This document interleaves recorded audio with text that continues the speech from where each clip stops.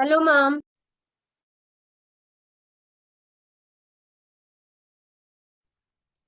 Hello.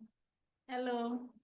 Thank you, Fazia, Ma'am, Fazia Begum. You join on time every day. Thank you for this. Hello, Savita, ma'am. Good evening, ma'am. Good evening, ma'am.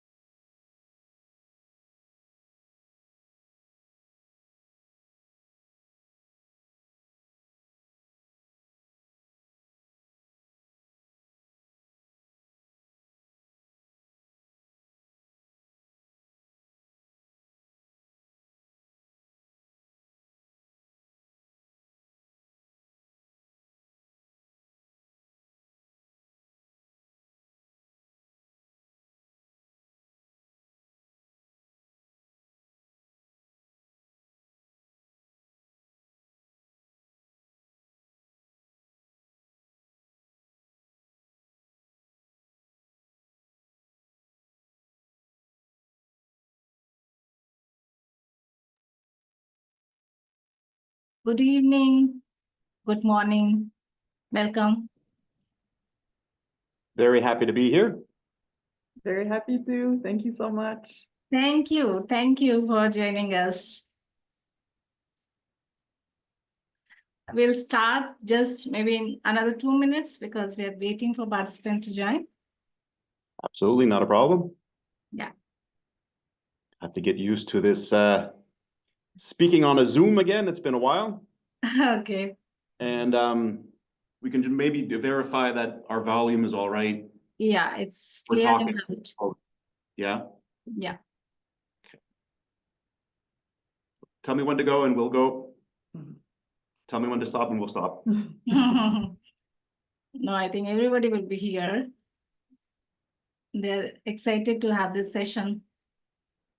We're excited to give it. Thank in, you. Unknown territory, but it's it's like part of the presentation, I guess. Has to do exactly with that. Yeah, it's going to be a new experience for us also, as we had very formal setup whenever we have faculty development program here.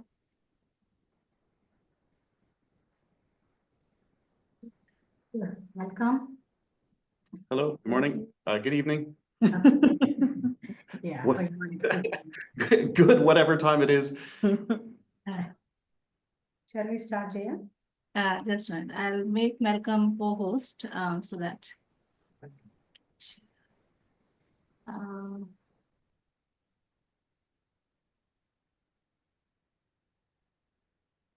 is there anything in setting which is not allowing me to make you co-host?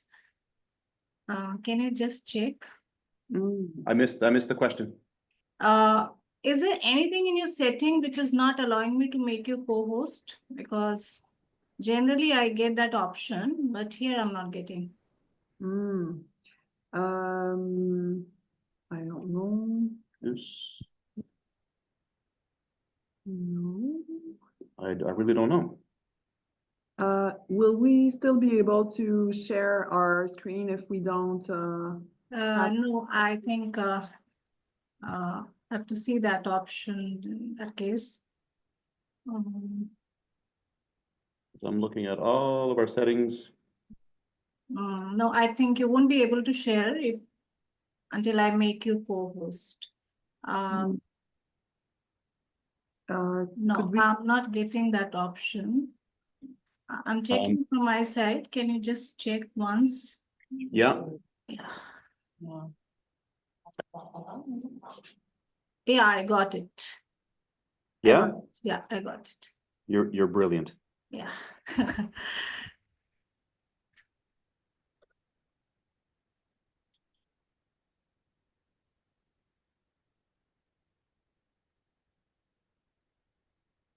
Co-host. Yeah. Seems to be okay. Yeah.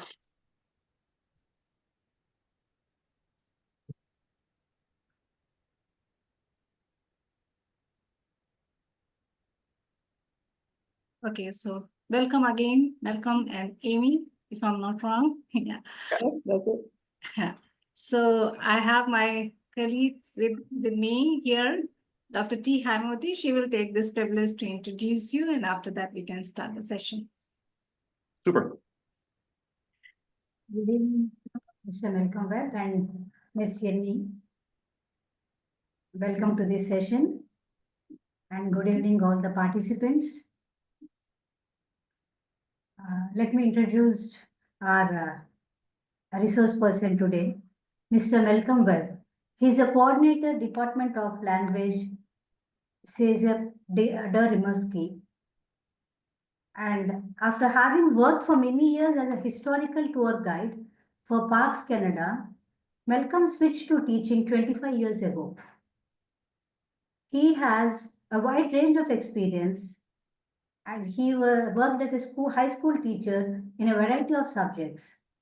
And he has been a college ESL teacher at CEGEP Rimouski since 2008. His university studies were in political science, history, theatre, and ESL. He is a father, a Canadian football coach, a musician, an all-rounder. He has love for traveling and he loves being close to the oceans. I welcome you, sir. And the topic today is the importance of the first day of the class. First day of class. Sir, over to you. Yep, perfect. Thank you so very much. The first part is going to be with me, and I'll go on for a little while, as I do. Then the second part will be with Amy about our different help centers that we have here. And I got to remember the camera is there, not there. Is that okay with everybody? Sorry. All right, so we'll share our screen. Get started with where we are, who we are.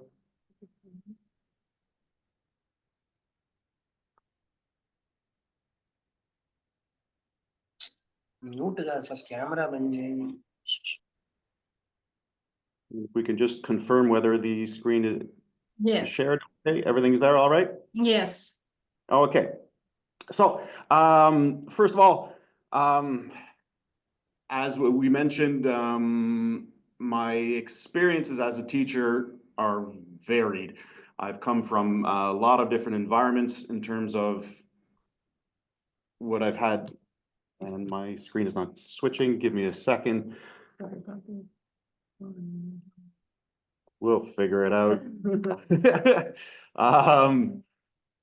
And a few things we need to explain. Well, first of all, a little bit more about me. That is me there a couple years ago.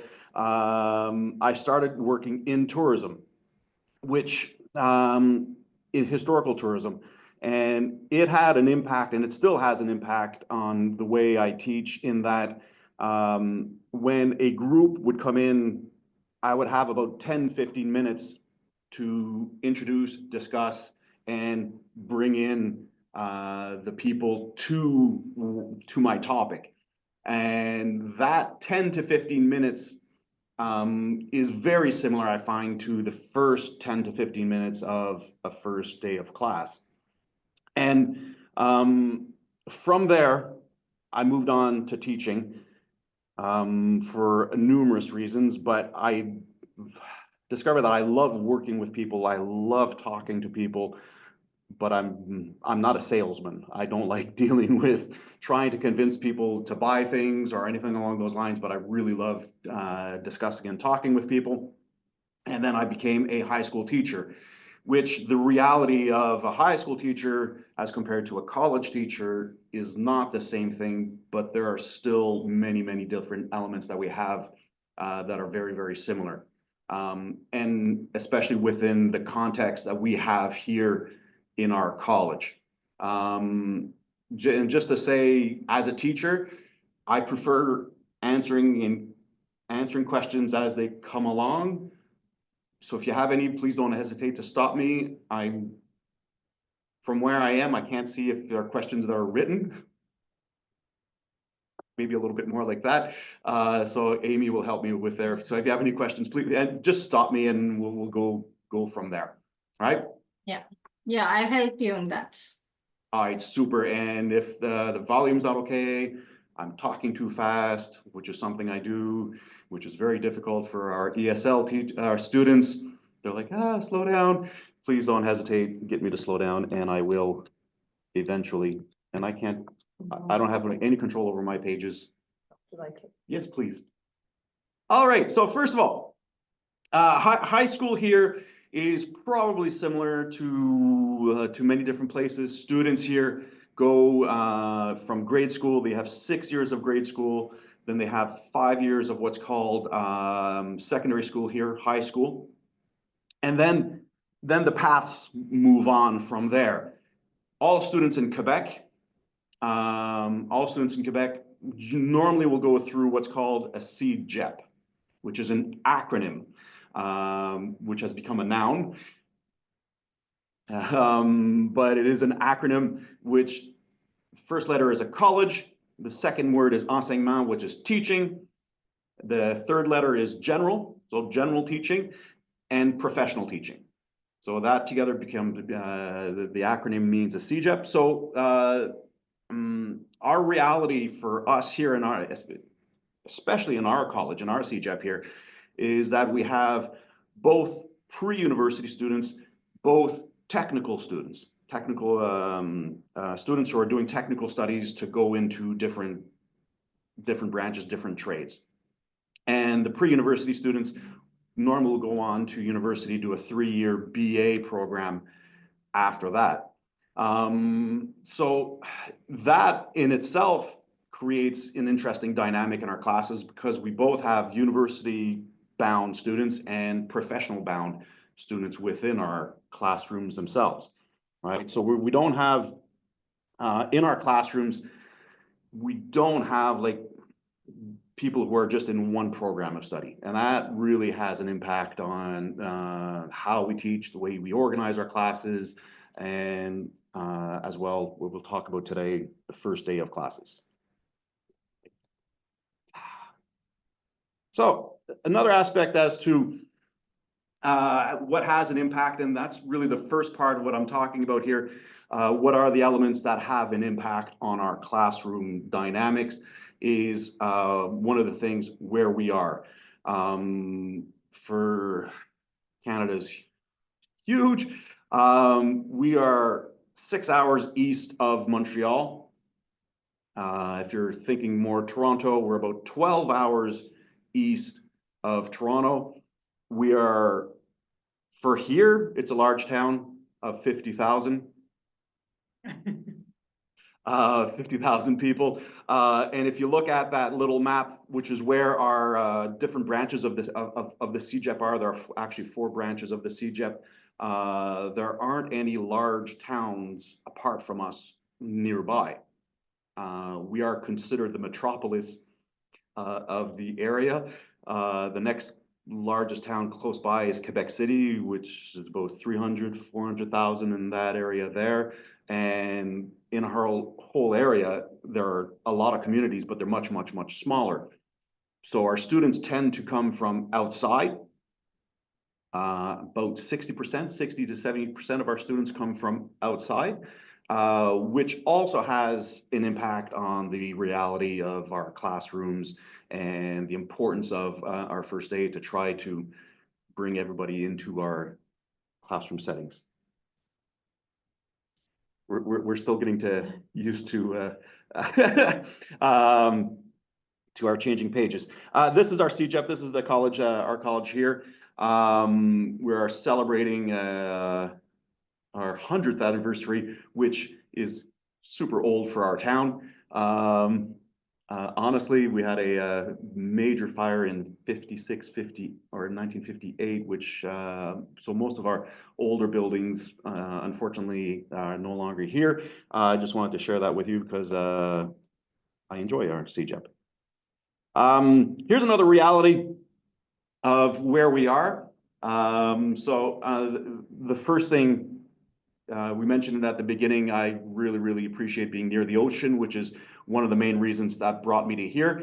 It's not technically the ocean, that's the St. Lawrence River, but it's about 50 kilometers wide where we are. It has an impact on a lot of aspects of our lives. For example, the wind this morning, it's -8, -9 degrees out. We have a 60-kilometer wind coming straight off the ocean. So for people who walk, it's a very cold morning. But the other aspect, which I guess more important for us, is the fact that everything is close, as you can see here, right? The residences, which are, it's within, was it 2 football fields, 3 football fields away? It's about, it's about 300 meters away. As you can see, it's a busy morning in Rimouski. If you look at where the CEGEP is, the parking lot is full, so which means it's a working day. We can see school buses, which means it's a school day, and that's about as much traffic. If you look at the streets close by, about as much traffic as we get here. It's a very quiet area in a lot of ways, which is an aspect that I really, really, really appreciate about living here. Now, this here for our CEGEP here, because we are the major CEGEP major college for our area, we have a wide array of different programs that we have in our school here. We have about 27 different programs. There are at least another 15 more specialized one-year programs for students. So for us in a classroom, you can have students of every single one of these programs that we have here. So the important point for us as teachers is that how can I say it? The personality types of the students who go to those programs are stereotypically different. They will be different all depending on what programs they're studying. And my example I'm using for today is a first day of class for a student's first English class, where you have on average 28, 27, 30 students, and they will be from an array of these different programs.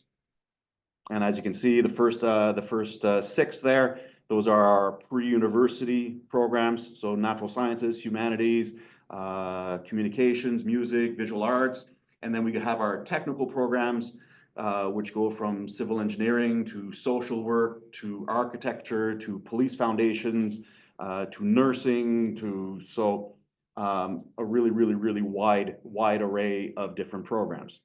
As I mentioned there, which is an important element for a first day of class, 60% of our students come from outside of the region. So they're, for the most part, the first year students, it's their first time away from home, having to, live on their own, prepare their food on their own, groceries on their own. So it's a fairly big step for them. And again, please don't hesitate to stop me if ever you want me to re-explain anything or anything along those lines. Everybody okay up to now? Silence means okay. Okay. In a student's curriculum in our colleges, for a pre-university program, it's 2 years, 2 years full time, and for a technical program, it's 3 years full time. Within their curriculum, they have program-specific classes, but they also have 2 mandatory English classes, some mandatory philosophy classes, some mandatory French classes. We're in a totally French region. But for us, we have the 2 mandatory English classes, which they have to do. Not that they choose to do, they have to do, which also has an impact on our first day of classes. The way classes are divided in the curriculum, we have Block A, which is the first class, Block B, which is the second class. And what is really important for us as teachers and as students here is that they will be divided by level, not by programs. So the first class, it's all the programs together. The second class, we divide them to pre-university students and technical students. So it's a little bit more specialized, but they're still divided by level of English. 100 for us is a very introductory, very basic English, and then you go up to 103 where students are pretty much bilingual. We're able to do more literature, culture aspects, and then 101, they're good, still have a lot to learn. 102, they're fairly strong, and as I said, 103, they're basically bilingual there. You all okay with this? All righty. Now, when I go into a classroom for the very first time, kind of like what I'm going through right now, which is it's a new experience. It's different. Every single class is different, right? And there's a certain element of fear always going into an absolutely new classroom because you know where you start, you don't know where it's going to end up. And these are some little tricks, techniques, philosophies that I've developed, learned sometimes the hard way through more difficult groups, mainly through high school teaching, which is an entirely different dynamic, that have helped me get through the semesters, I hope develop a safe environment for my students to develop and improve their English skills. First one that actually comes from experience I've had before as a volunteer firefighter, which is something else I've done in my life, is fires are always easier to put out when they're still really small than when they become a big problem. So it's basically when you're faced with conflict, faced with a difficult situation, facing with a group that you're maybe having a hard time with, or a group of students that you're having a hard time with. I've always found that it's much better to try to find solutions to those problems right at the beginning, as soon as you identify them, instead of hoping that they'll go away for the next class or whatnot, where they become more major ones, more major problem. And so that's one of the things as I go into a classroom that I'm really trying to observe, to identify what are potential for problems that you might have, and then try to find solutions as soon as possible. The other one, which I encourage as the coordinator, as the department head here, I encourage all the new teachers to do is, one, see how other teachers give their classes, how other teachers are in classes. But it's very important to learn how to teach within yourself, who you are as a person, who you are as a teacher, how you are in a classroom environment. It's not everybody who runs around in a classroom. It's not everybody who is very structured when they use a whiteboard or Blackboard. We still have a few Blackboards. Blackboards are disappearing. But to teach within yourself, which I find is probably one of the more important elements as a teacher. I like being in a classroom. I enjoy being, I don't want to say confronted, because that's a kind of an aggressive word, but I love that feeling of being in a classroom with students. And like I said, kind of like what we're doing here, being outside of our comfort areas, sometimes, which is an important, I think it's important to be able to enjoy that. That relationship that you have with students is very important, and that's for me, it's very important to maintain that. It's tough sometimes, right? Because we all have our days where some days are more difficult than others. But when we're in I enjoy being in the classroom. And as a coordinator, where we deal with a lot of other problems outside of the classroom, I'm always happy to find myself to be in a classroom, because I don't have any messages to answer. I don't have any other situations like that to take care of apart from my students. The other very important element as well is take advantage of your colleagues. They're there. We help each other. Amy's beside me and she's nodding encouragingly at me. And the different levels of experience of your colleagues is all positive as well. Finding help from people with more experience, finding new ideas from newer teachers, finding interest from colleagues from around the world. Thank you, Jaya, for inviting me and having me here. I was very pleased. I have to admit, I thought honestly, initially, it was for your department specifically, Jaya, and I had just said yes. She asked, "Hey, do you want to participate?" And I said yes without really knowing what I was getting into. But I love this. This is beautiful. Thank you again. For us, it's a different experience. As I said initially, that we had a very formal setting when we have FDP programs here, but we like this little informal. Super, I appreciate it. And the last point, which you can please vary the percentage.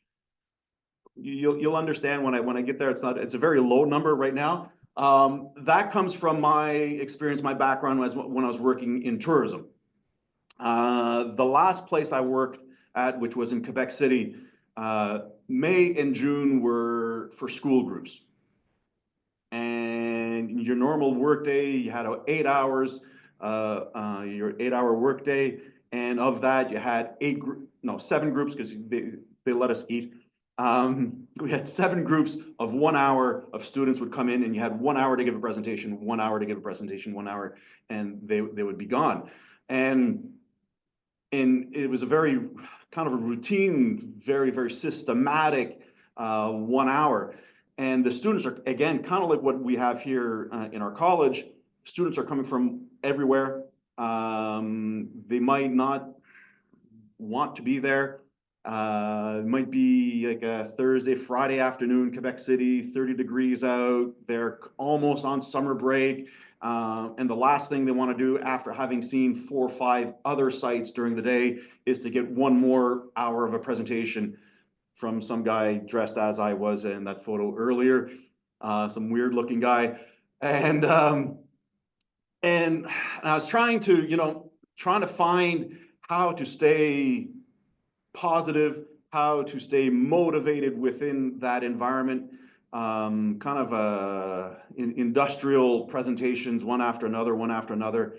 And what I was seeing from my colleagues around me was basically people are going in 2 different paths.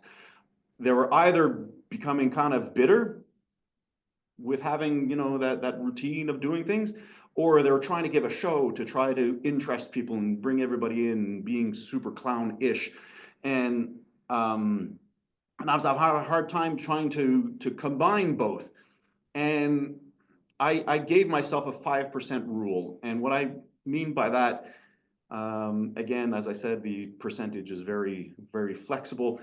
I assumed that in every group that I had, there were a minimum of 5% of people in that group who are already interested. I mean, because, there are people who have interests in history, and it's the beauty of history, kind of like the beauty of teaching ESL, in that we can cover almost anything from a historical perspective. We can cover almost anything from an ESL perspective. I mean, what I mean is that if you like sports, well, sports were done in history. If you like history, you can do history in English. If you like fashion, fashion existed regardless of the period. And so I went by the assumption that in every single group I had, there were at least 5% of my group that were already won. They were already on my side. They're already interested in my side in my presentation. And what I would do is I would give everything I had for that 1 hour to that 5%. And if I felt that 5% were satisfied and happy by the end of my presentation, I figured that I won them even more so, but I brought along another 10, 15, 20, whatever percentage. I had brought along more people to have a positive impact on them. Obviously, as a teacher, 5% is not a very high success rate. We want that to be a little bit higher, but I kind of maintain that in the sense that in a classroom setting, generally speaking, in most group settings, you have positive leaders, you have negative leaders, and you have a group in the middle that could either go one side or the other. And I would much rather identify the positive leaders, the positive students, and bring the rest of the group up towards, to have a positive attitude within my classroom. Not necessarily positive results, positive attitude, which increases your chances of having positive results. So play with that percentage, but it's a small technique. It's kind of silly in a way, but it's helped me get through those tough groups, those more blasé groups where you have more negative elements in it. And it kind of guides the way I do things, where I like bringing people up towards the positives instead of focusing on the negatives. Hopefully that makes sense. It's worked for me. Hey, thank you so much, Amy. Alrighty, now we start, or the beginning of the semester starts in August, kind of last week of August. Normally, our classes, we have 3-hour classes once a week with our groups. And so we have 15 weeks with each one of our groups. So it's really not a lot of time with them when you think about it, especially considering evaluations, which take 2, 3, sometimes 4 classes out of your 15. So we really have our students for 10 sessions of 3 hours each. That's something you really got to think of with your first classes. And the first class, and here, that's why I wanted to introduce what a CEGEP is, our reality in terms of Rimouski. Knowing that 8-10, first class of the semester, you have the majority of your students, it'll be their very first college class. Coming from a high school background, with all the baggage they have from high school, all their preconceived notions that they've developed as a high school student, in regards to homework, in regards to teachers, in regards to attitudes in classes, and also their preconceived notions as to what a college setting is going to be. And so that's something really have to keep in mind, I find, because it can create situations. Now, our objectives in our first class for us is, first of all, we need to present the course plan to the students. That's something that has to be done within that first class. How the 15 weeks work, the evaluations, because they have obligatory evaluations that they have to pass to pass the class. And so we really need to explain that. And the other element that we have is that, as I've said, they're placed by levels 100, 101, 102, 103. We have to try to make sure that the students are in the right level, because they're placed in the levels depending on their high school results. Not all levels of English are the same within Quebec, within our province here. If you're growing up in Montreal, for example, in Quebec City, for example, Montreal is basically, one side is Anglophone, the other side is Francophone. So, I mean, your knowledge of English is going to be much higher than someone from a smaller community who might have never had a real English teacher in their school. So those levels can vary a little bit. So that's one of the things we need to do. And then, which is really the objective for today, is, as I said, we have them for 15 weeks. About 4 or 5 of those are evaluations. We have 10 weeks to move them along, to help them improve, to help them bring them to a level where they will pass the class, move on to the second one. And that's the real challenge here, is how to do that. And that's hopefully, it's not, I won't be able to give you a rule that will apply to everybody, but it's something that's worked for me up to now. And I'm still a teacher, and I still love teaching, and I will do it next fall. And so I'll go with the assumption that it works for me. Yeah, thank you.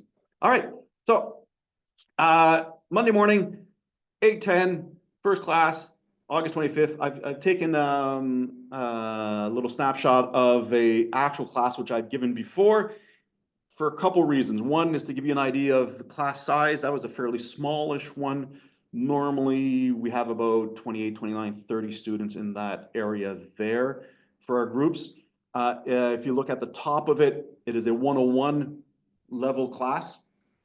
And so in a 101 class, I will be able to talk in English for almost the majority of it Students will be able to follow along. I will have to slow down. I will have to limit my silly jokes and word games and these kind of things because I'll lose students. But I personally, I really enjoy the one-on-ones because they will see their improvement. It will be fairly obvious to them that they have been improving and they're working on it, and they'll be able to ask the questions in English to help them improve. Personally, I've always enjoyed the one-on-ones. Now, if you look at the programs, I don't know if that's large enough for everybody. Are you able to see the names of the programs? No, I think it's just too small to read. Too small, huh? Oh, no. All right. So just very, very quickly, and this is very important for our reality as teachers. They are from numerous backgrounds, and this is just by programs, just how different they are from backgrounds. All right. So very quickly, I'm just going to throw the names out there very quickly. Computer science, social science, police technologies, diagnostic imaging, biomedical lab tech, special care, forestry, pathways, which leads them into a program. They're for people who are not quite sure what programs they want. Another pathways, biomedical lab tech, police tech, social sciences, another police tech. That's going to be important. Computer sciences, special care, business management, social science, mechanical engineering, another police tech, and another pathway. All right, so the students, the personality types of your students are very, very different. This class, I actually remember it, very heavy concentration, core group of police technology students. So they finish here, then they go to the police finishing school to become police officers. Generally speaking, they will appear to be very confident students as they come into the classroom. What you will see with a classroom like this is they will be sitting together. By programs, normally they'll be sitting together, right? Or by friends, because if they're coming from outside, they might not know anybody, so they'll be sitting around in your classroom.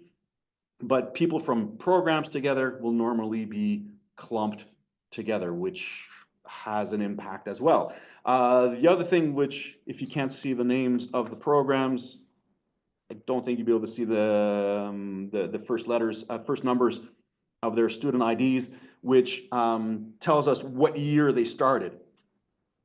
So if I look at this class group here, I have students from 3 different years in the classroom. So there are first year students, second year students, third year students, all mixed together in the classroom. I don't know if you're able to see an S or an SA under there. Probably not. If you can't see the name of the programs, could just confirm that.